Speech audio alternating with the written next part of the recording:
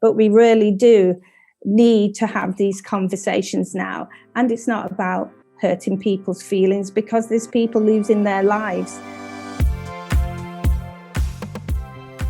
Hello and welcome back to Reflecting Value, where we ask the big questions about cultural value in a reflective space. In this special episode of our Culture and Health series, Dr. Emily Zobel-Marshall hosts a conversation with 5 cultural leaders from Leeds to reflect on their experiences of working within the cultural sector as women from ethnically diverse backgrounds, and how this has impacted on their own well-being. Emily is a lecturer in post-colonial literature at the School of Cultural Studies at Leeds-Beckett University. She is also Vice Chair of the David Olawale Association, a charity committed to fighting racism and homelessness.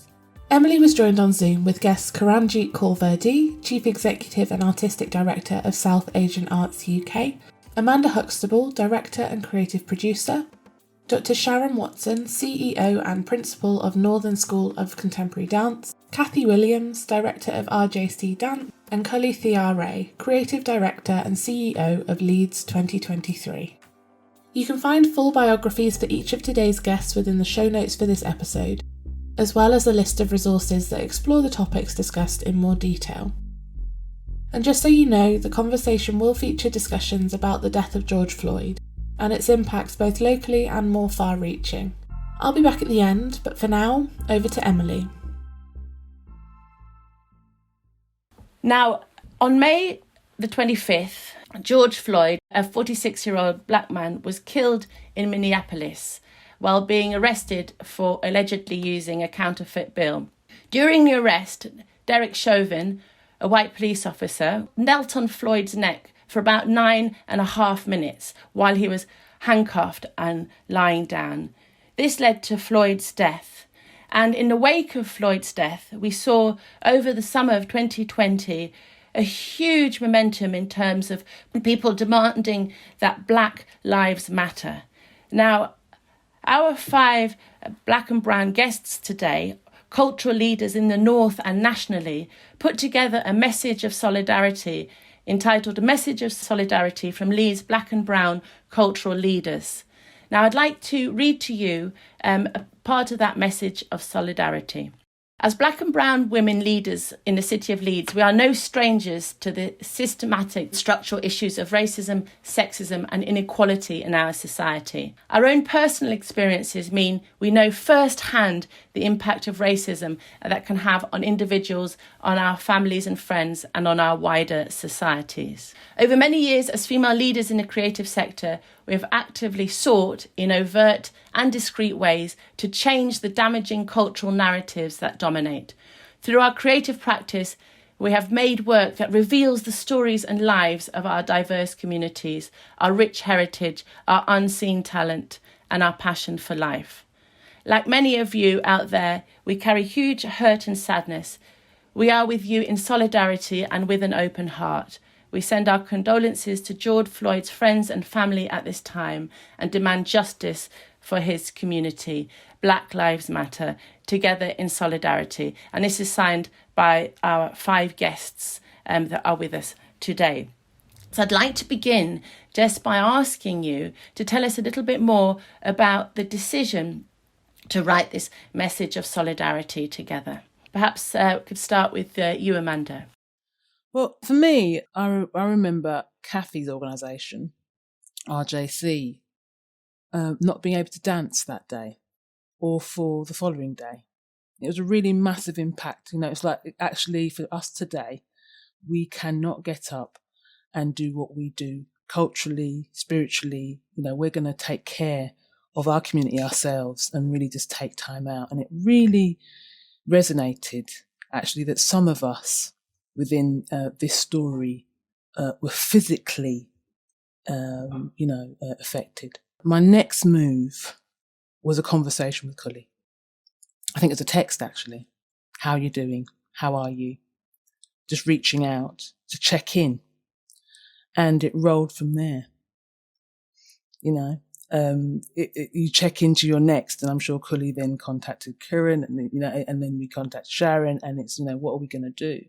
And what I think is really wonderful with that first personal check-in was we then went to work, which was writing a collective document between 5 powerful minds, and being very open and very quick about what we wanted to say spiritually, but also what we want to say honestly. And that takes, some doing, because we all have our own take on things. But that's kind of my understanding of that historical moment, because it did feel historical. Just making a mark and making a point of what we wanted to say. So that's my version of it. I'll hand over to Kully. Thanks, Amanda. It seems like a lifetime ago in some respects, and only yesterday in others. I suppose for me it was really recognising that we were all in it together. And actually what was remarkable about us as leaders in Leeds is that there is no other place in the country that you could pull 5 women in significant leadership roles who are Black and minority ethnic that could speak together in this way, I don't think. But also it just seemed to me that, yes, we could individually make a statement, but what impact or effect could that have? And by coming together, there was something much more powerful to be said. And actually had that statement had a huge ripple effect, not just because of what it said, but because of who was saying it and the city that was saying it. You might have expected it from other cities in the country, but it wasn't coming from other cities in the country. It was coming from Leeds. And I think that in itself said something quite dynamically, powerfully, and allowed us to have a voice in the narrative, I suppose, that we might not have had in quite the same way had we tried to do this singularly. And do you feel in the wake of that coming together to write that statement that you're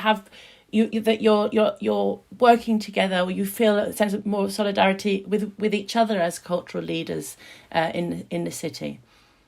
Well, I think that was a particular catalyst that brought us a particular conversation into play. But in the context of our own well-beings, we have long histories that connect us to each other by way of supporting each other, by being able to know that there's someone who understands perhaps a bit more clearly the role or the journey you're on, the challenges of leadership roles, the challenges of doing jobs in the art sector, the challenges of just existing as artists.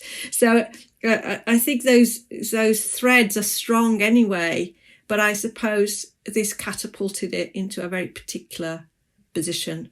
I think that moment, that very moment where we all experienced and were able to see what was taking shape, you completely felt vulnerable, and to reach out to other colleagues that were able to kind of give you the support and the platform to keep standing.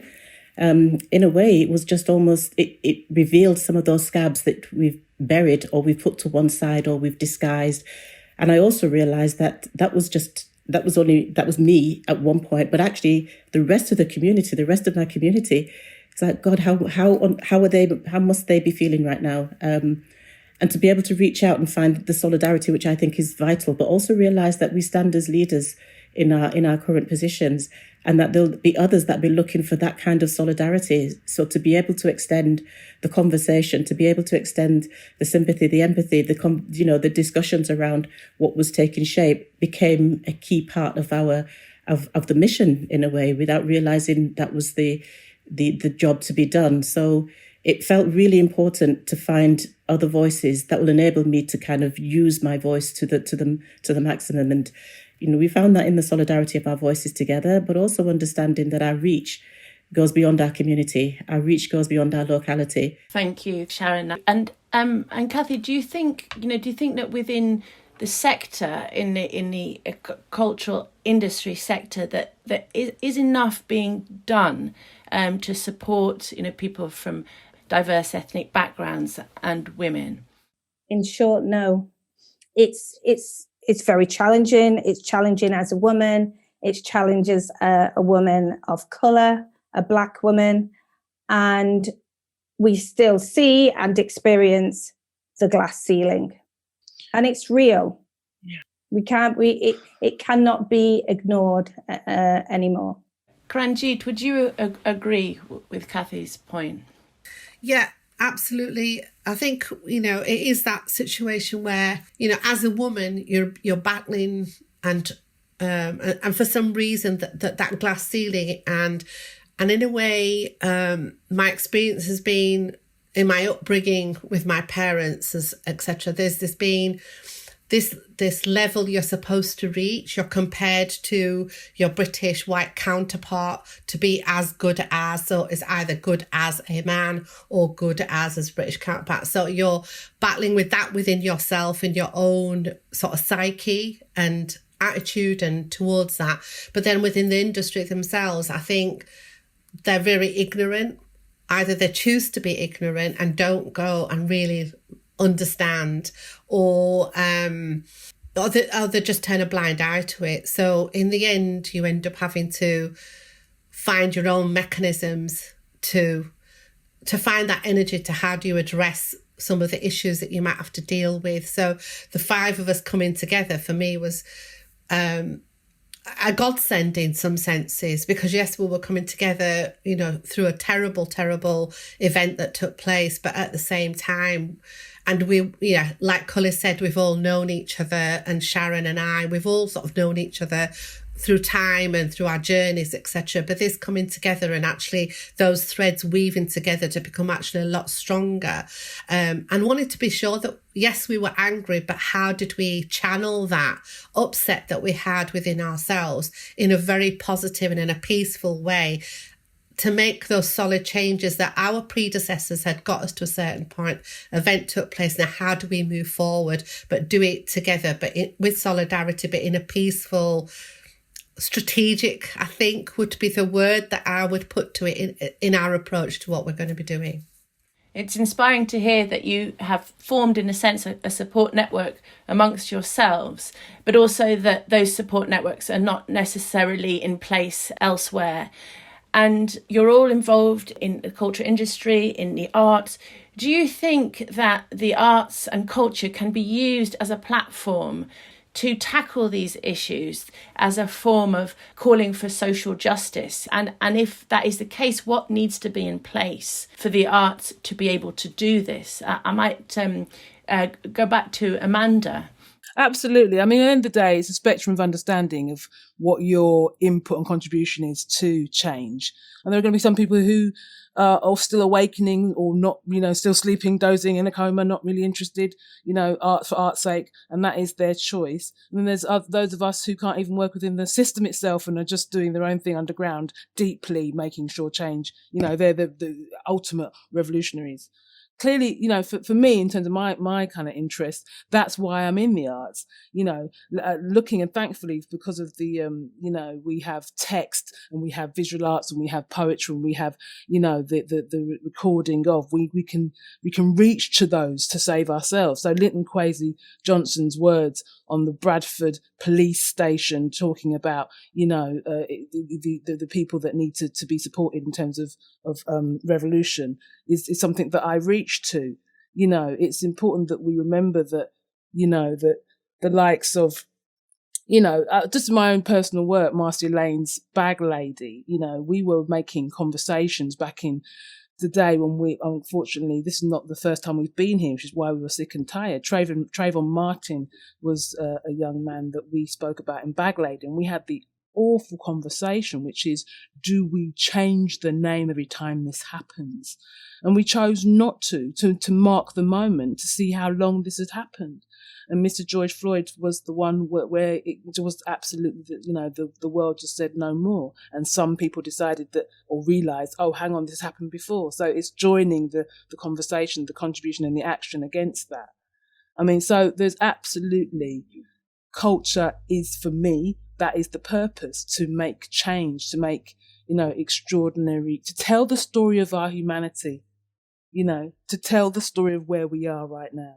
Absolutely, that's so beautifully put. And Kully, I was you're leading Leeds 2023, And do you feel that, in the wake of the protests over the summer and the responses to George Floyd, that there are positive things afoot in the city? Because there is a sense, isn't there, that if it's left to black and brown people to try and change, the structures of our institutions, that you suffer from exhaustion, you suffer from burnout. Are there structural changes afoot in the city to make it a more egalitarian platform, and how might 2023 feed into that? I know the David Olawale sculpture garden that is planned for the city of Leeds, so there are some exciting projects afoot, but I was just wondering if you could tell us a bit more. Yeah, it's a complicated landscape, isn't it, to say the least. I mean, I think that the opportunity afforded by a city coming together and saying it wants to place culture at the heart of its, both the heart of its recovery because of what's happened with COVID, but also understand that we want to celebrate all that is rich about the people and places that encompass the city, from the centre right through to the neighbourhoods and the edges of and the boundaries and beyond. So there's something really exciting about being able to have a responsibility and a leadership role to be able to say, well, what does that actually mean for all of our communities? If we genuinely want to really reach out, connect and enable participation, engagement and an ownership of a cultural year, what does that look like? And for me, that looks like more than just what we frame as traditional cultural activity and traditional cultural stories, because there's a huge amount of creativity in the city, in all our communities, in all sorts of ways. But sometimes the narrow lens of what arts is disempowers whole segments of our community. The fact that we weren't able to continue with our bid to be European Capital of Culture, actually what that does mean is that we can really think about reframing what culture is for us as a city, embracing all aspects of it beyond the traditional art forms. And that's very exciting because the collisions of grassroots creativity and engagement colliding with, our internationally renowned artists and creatives is extraordinary. The mix of sport and art and physical dance and all that and the different languages, the celebration of all of that is really possible by liberating ourselves from the norms in some respect. And the second is that actually my own lived experience, whether that's through the lens of being working class or whether that's through the lens of being an Indian woman or whether that's through the lens of having spent a substantive part of my time in Yorkshire and therefore being imbued in the Yorkshire grit, whatever those things might be, it does mean that I see the world slightly differently from many of my colleagues who've had these sort of leadership roles in the past. And so inevitably part of what I want to do is create an opportunity through the year to enable everyone to kind of stand in other people's shoes, see stories and perspectives from other ways of, and if one of the extraordinary things about the art is that actually it's allowing us to, as Amanda says, to interrogate our own humanity, and it's sort of like a dress rehearsal, isn't it? When you sit in a and watch a show, sometimes it's possible in the safety of your seat to experience a world or a rehearsal of life in front of you without the pain of having to live through it, or the joy. There's something extraordinary about that sort of sense that the art allows you to enter into a world of the imagination and that is freeing and possible and full of dreaming. And that's what is thrilling about it. The challenge is that we don't do enough of it. The challenge is that sense of what those stories are and what sits within our canon of work is limited and narrow and Western. And part of our job as leaders has been to sort of say there is more to us all, more complex stories to tell that have universal appeal. And that's part of our job as theatre makers, dance makers, visual artists, whatever, to sort of make that complexity play out in our work in our city. Yeah, absolutely. And I wanted to kind of see how that echoes with Sharon, and in your work, Sharon, that idea of telling stories which are not considered part of the traditional canon that might challenge existing narratives. Do you find that the City of Leeds is supportive in the creation of that work? Is it exhausting having to do all the legwork to make these things happen, or has the city changed and become a much more supportive space for these narratives to be told? It's an interesting question, Emily, and I think what I found really fascinating is that none of us are inexperienced in the work that we have been doing. We have been championing the kind of the narrative of inclusivity, diversity, through education, through theatre, through dance, through music, through literature. And I think the fact that Leeds has continued with Leeds 2023 as an opportunity, it's making some very bold and brave decisions. And I think they need to be recognised in terms of what it's doing and what it's achieving. Some of the work that I've created has actually been challenged in a way that there's a denial around some of the events and the activities that have happened. And that's the hard lifting. That's the hard bit where you're creating the work and telling the narratives, but you know that there are still those that are in positions of power that choose not to acknowledge, choose not to support, and actually question you to the realities and the truth of which we create the work. So the frustrating thing is that there are systems that enable them to have the power to do that, to challenge those narratives that are often judged through a Western eye, and not really given the space to grow, to educate, and actually to be sidelined and marginalised. So we get diverted in terms of doing strategic jobs that enable us to diversify our energies and actually find new platforms in which we can challenge the status quo. We have a lot of systems currently that are created to continue producing what it's already done, and penetrating those where actually they just seem very, very... the glass ceiling is one of them. We know what that looks like. We know what it feels like. And how we manage to step through that is really a conversation that we talk about all the time. So looking at those strategies and thinking, how do we become the crown jewels that the government talks about? Because it is us that's made those crown jewels. It is us that the gems that need polishing don't get polished because of the strategies. The gems that are actually out there that people need to feel and see and hear and work with are not part of the bigger picture, but we can't step away from it. And I think that's one of the areas that was really satisfying when I called out and we called out together to say that actually, guys, we need to keep going with this and we will support each other to lay bare some of the inequalities that we're experiencing. It's taken COVID for us to kind of land in this space where I can say to someone, you have no idea how inappropriate or how negative, or how the lethargy is sitting in. And to be able to say that on a platform and actually walk away feeling, yeah, I think that was the right thing to do at this moment in time. We can't wait another 9 minutes and 48 seconds for another person to lose their life for us to have these conversations. But the conversations have to be had. We have to be open and we have to be transparent. And it might be a little bit painful, but sometimes the truth does hurt.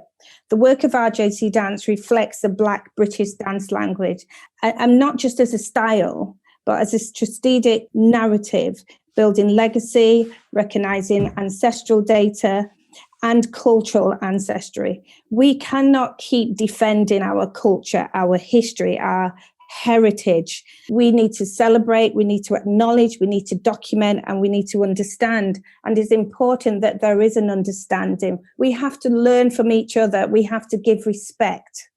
And that is the only way we're going to move on.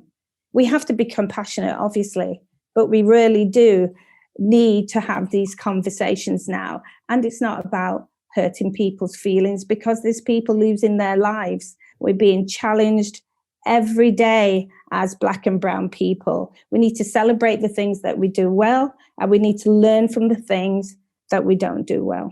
Kathy, do you feel, that in your own work, do you think the pandemic and the Black Lives Matter movement has created perhaps a shift which is born of great tragedy, but actually could lead to a much more supportive, creative space? There is a shift, but it's a shift that needs to keep moving. We can't keep stopping. It's what happens. We have an event. It's here and then it's forgotten. It's slowly forgotten about. And we've got to continue to keep it in the forefront. It is so very important. The arts and culture influences societies by changing opinions. It also installs values and translates experiences. And those are one of the things that we have to do. We have to translate the experiences that we have so people understand and can support us and can become allies. It is so very, very important. I wanted to ask Keranjeet how that reflects in your own work with South Asian Arts UK. I think from what Amanda was saying that, arts is an opportunity from which we tell stories. And it was like Kathy was saying, it was about celebrating. Sharon was saying about challenging the status quo, like Kully was saying. And I think, this tragedy and the tragedies that, Kathy's also mentioned about that comes out, it is an opportunity. It's opened a door. It's opened a space where we can actually have an honest conversation, but actually challenge some of the things of what I've experienced in the past. So, for example, historically, from when I returned back to Leeds and took up my post in at Saad UK, it was as an administrator. So I was getting to know the game. I came out of a commercial world into this sector, into this particular culture, ways of working and that kind of thing. And I think through the journey that I've had for about 20 plus years now, I've gone from being very ecstatic when somebody's approached us and said, please come and do this piece of artwork with us and all the rest of it. And slowly, and you'd feel so excited and everything. And then after a number of years, I realised I was just ticking boxes. And every time we were approached, it was about, we haven't got any money, but, it's a great opportunity for you to get your audiences. And the more I worked in it, the more I realised that actually I'm tired of ticking your box. And it was only then that you realise that actually I value what we do. I value the diversity of what we do, the enrichment that we bring to the tapestry of the cities wherever we work, wherever that country might be, etc. And actually there's a price tag that goes with it. And actually I then started having the conversations quite boldly saying, if I'm ticking a box, it's going to cost you this much. But if you're collaborating with me, then let's talk about it differently. And I think these recent events, the pandemic, etc., has allowed us to have this platform to say, actually, with confidence, this is what we do. It's taught me, myself, about the value of what I do and the value of the art that we do, and actually the importance of it and how it allows people, and I come from very much a place of empowerment. So where I see something as a story, I also see empowerment about how do you empower the next generation, or in fact, empower each other to actually be able to step out and say, you guys are risk averse. You need to think about it. You want me through your door. You want people like me through your door. You need to think about the cost of your seats, how you treat us when we walk through the door, what art you actually put on. I've had experiences of where I've been approached, we're programming. Would you like to do this? And every time you go with a date, no, they want to put you onto the period where no one is going to go, that you're never part of their central program. But they want you there, but just on the end of their seasons, because they're ticking a box about cultural diversity or inclusivity. And that, to me, this opportunity and this time has allowed us to say, no, we're not ticking a box. We have this to offer. You need to take some risks. We will help you to know how to take those risks. We will help you to understand our cultural nuances, but you really need to change your approach. And I think that's going to take a long time. So institutionally, yes, we're still the romantic, well, I can only talk this from a South Asian point of view. You still get that whole thing about, that Oriental approach about something from India. Come on, for heaven's sake. We've been in the UK for since Queen Victoria brought one of ours a lot across here into the UK. We've been here. We've been serving up Indian food. You've been eating our spices since that time. Don't tell me that you're still viewing us through this Oriental glass. get real. We are here. We do what we do here, and we are part and parcel of British heritage and culture. Well said. I'd like to give you an applause, and I'm sure that, and I love, the line that you say there. I'm not here to tick your box. I feel there's a poem or a title of a play in that.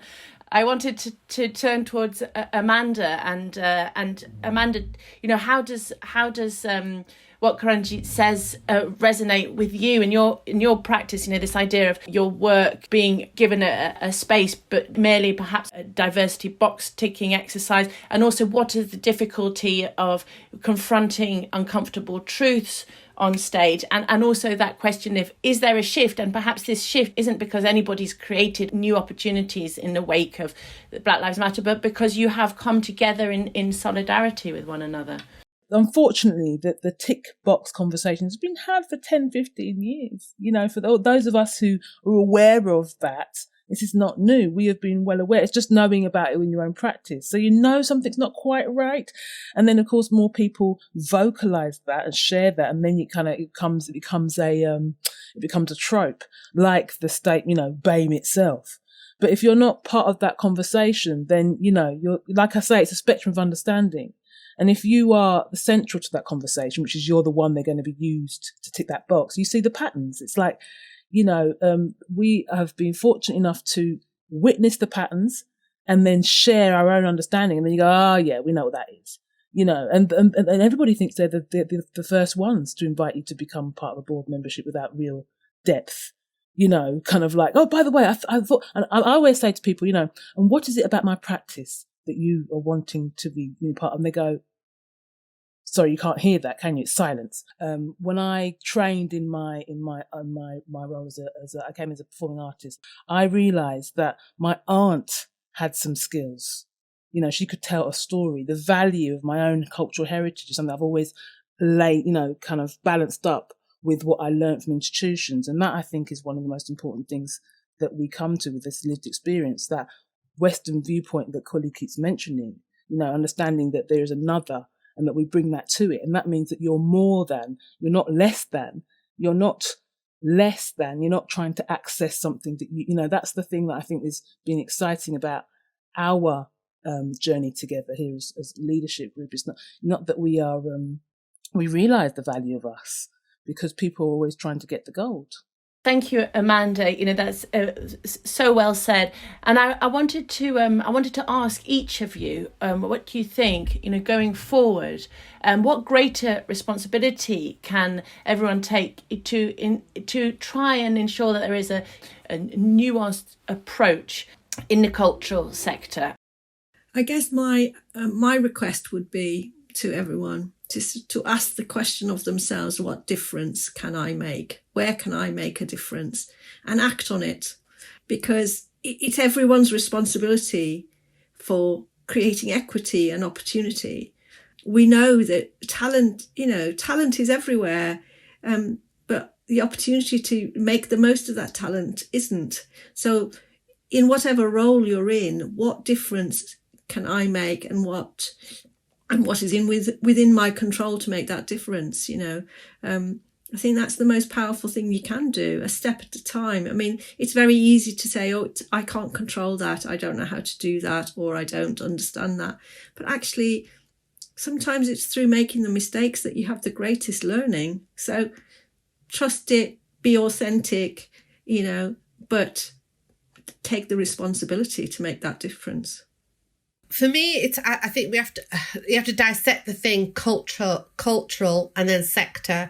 So generally, I think sector, when you refer to something as a sector, is an economic measure. And so until that attitude towards the value of culture changes away from the economic to the creative investment in everybody equally and having a right to express themselves and be creative. And until we can actually challenge the institutions to say, take a risk, the bums on seats for my production are not going to be the same as that other one, that you meet your bottom line at the end of a financial year. Until those institutions don't start to change that and be less risk averse and be willing to take a calculated risk and know that it's a long haul to achieve the same economic returns on something, you're not going to get that change. So I think there's some conversations that need to be held about how the work is valued, how culture is valued, and how it's not measured against an economic outcome, but actually against the well-being of the human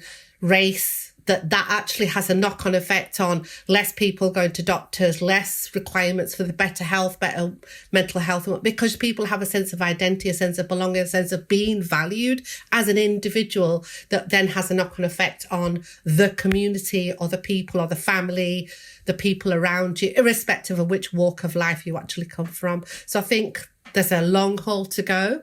But I think as a group of 5 of us, we can start to have those kinds of conversations and actually challenge the valuing of an intangible for a long-term tangible outcome that's measured differently. I have 250 students, of whom the majority of them are not, are of a kind of either British, white British, European, and a few international.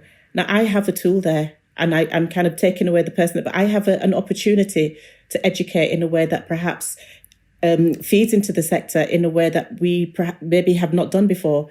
I am probably one of a few chief exec and principals that has that ability, that power right now to be able to make change and to educate. I don't see that we're a risk. I think the language that we use has to be changed. The language is loaded. And it's loaded in a way that doesn't enable us to have the freedom. So, those young people need to know that when they work with Black and Asian people, that's an equality. So to be able to say that, the one thing I would say is my mum has this saying, she says, take the shame out of your eyes. And it's about what you see and what you do and how your honesty of humanity becomes the kind of the leveling up the value that we have. So to be able to start there and to be able to inform others, to educate my staff to know that how we can communicate can change what we do. So, there are some very simple things around communication, but actually the honesty of people to say that we are equal, we have equality within what we do, that's a starting point. We're not asking for anything more than the kind of the equality of people, first and foremost. Respect me as a human being, and we can start to journey from there together. I feel that there's absolutely no room for ignorance. It is no longer an excuse. I think we all have a responsibility, culture to cultivate, to nurture, which is important, and to educate, and especially for our children and young people. At the end of the day, whether you're running an institution or an individual within that institution, because, that's where we are, it's about knowing the context that we're working in, actually aware of what the change is required, and it's, change from here, because we all recognise that whatever this is not good enough, and really making action and pushing forward in that action. There's no, this is the time now to not be complacent, not accepting of, where we have been. It's just not good enough. We need to move forward in a better way for not just our own individual, health and well-being, but for the best for our nations. United Kingdom could be in such a better place and be contributing to a global picture in a stronger way, using our cultural gifts and practice, in a real way, not pretending, not tick boxing, but for real. What a wonderful note to end on, Amanda, and that idea of this is not the moment to be complacent, but this is the moment to push forward. So thank you so much, Kully, Keranjeet, Sharon, Kathy, Amanda, for a fantastic discussion.